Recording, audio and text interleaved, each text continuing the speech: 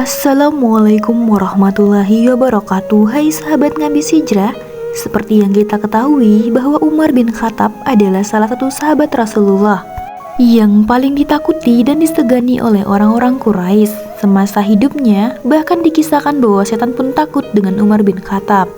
Pada kesempatan kali ini kita akan membahas mengenai kisah Umar bin Khattab yang ditanya malaikat munkar dan nakir di alam kubur. Semoga Allah Subhanahu wa Ta'ala selalu melindungimu, memberikan kesehatan padamu, dan semoga kita semua menjadi penghuni surga. Yang like, subscribe, dan komen amin, semoga diberikan kelancaran dalam rezekinya. Setidaknya sobat Ngabis Hijrah, cobalah tuliskan sholawat kepada baginda Nabi besar Muhammad SAW di kolom komentar.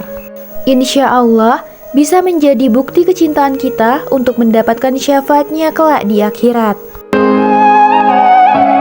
Sahabat Ngabis Hijrah, wajib hukumnya bagi setiap muslim dan mukmin mengimani bahwa kelak di alam kubur akan ada pertanyaan dari dua malaikat munkar dan nakir kepada mayit. Kedua malaikat ini seringkali digambarkan berwajah bengis dan menakutkan. Tidak heran, terkadang banyak orang yang bertanya-tanya kepada diri sendiri, membuka, ia kelak menjawab pertanyaan dari kedua malaikat kubur itu. Sedangkan melihat fisik keduanya saja sudah terbayang-bayang begitu menakutkannya mereka. Lain halnya dengan Sayyidina Umar bin Khattab. Ketika Rasulullah SAW menjelaskan bagaimana wujud fisik menyeramkan malaikat munkar dan nakir, sahabat Rasulullah yang ditakuti setan itu justru seakan-akan hendak melawannya.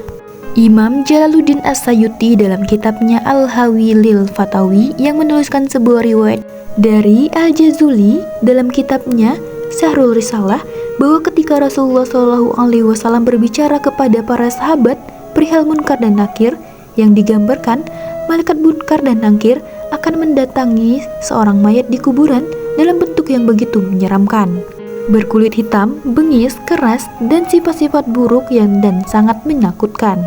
Lalu kedua malaikat itu akan menanyai si mayit. Mendengar penuturan Rasulullah itu, Sayyidina Umar bin Khattab bertanya kepada Rasulullah, "Wahai Rasulullah, apakah saat di kuburan nanti aku sebagaimana sekarang ini?" Rasulullah SAW pun menjawab, "Iya, betul." "Kalau begitu, demi Allah aku akan melawannya." Konon, ketika Umar bin Khattab meninggal dunia, putra beliau yang bernama Abdullah bermimpi bertemu dengannya. Dalam mimpi itu, Abdullah menanyakan ihwal bapaknya di dalam kubur. Umar bin Khattab menjawab pertanyaan anaknya itu, "Aku didatangi dua malaikat. Keduanya bertanya kepadaku, 'Siapa Tuhanmu? Siapa nabimu?' Lantas aku menjawab, 'Tuhanku adalah Allah Subhanahu wa Ta'ala dan nabiku adalah Muhammad SAW.' Lalu kepadanya akhirnya bertanya, 'Kalian berdua siapa Tuhanmu?'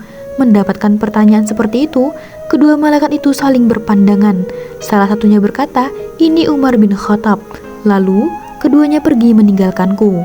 Demikianlah kisah Sayyidina Umar bin Khattab. Ia tidak hanya berani di dunia saja, tetapi di alam kubur pun keberaniannya tetap kuat. Kisah orang-orang yang dapat menjawab pertanyaan munkar dan nakir sebagaimana jawaban nomor di atas tidaklah sedikit. Banyak ulama dalam kitab diriwayatkan kisah-kisah semisal seperti Yazid bin Harun. Ketika ditanya kedua malaikat perihal siapa Tuhan dan nabinya, beliau menjawab pertanyaan seperti ini yang diajukan kepadaku, sementara 80 tahun lamanya aku mengajarkan jawabannya kepada orang-orang. Lalu kedua malaikat itu pergi meninggalkannya. As-Sayuti dalam kitabnya di atas menjelaskan bahwa ada segolongan orang-orang kelak di alam kuburnya sama sekali tidak ditanya oleh kedua malaikat munkar dan nakir, seperti para syuhada, siddiqin, dan lain-lainnya. Mungkinkah diri kita ini menjadi bagian yang dikecualikan itu? Wallahu a'lam bishawab. Wassalamualaikum warahmatullahi wabarakatuh.